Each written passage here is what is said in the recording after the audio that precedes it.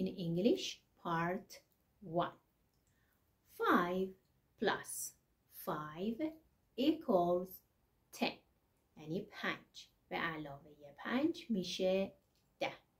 یه طور دیگه میگیم The sum of 5 plus 5 is 10. یعنی حاصل جمع 5 به اضافه 5 میشه 10. حالا 10 منهای 2 مساوی 8. انگلیسیش میشه 10 minus 2 equals 8.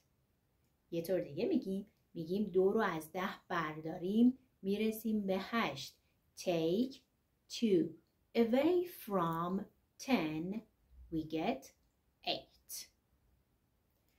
3 ضرب در 3 میشه 9. 3 times 3 equals 9. یه طور دیگه میگیم 3 multiplied by 3 is 9. 8 تقسیم بر 2 میشه 4. 8 divided by 2 equals 4. حاصل جمع میشه sum.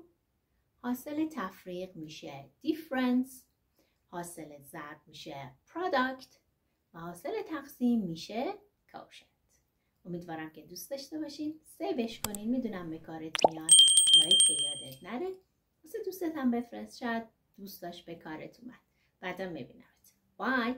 Catch you on the flip side.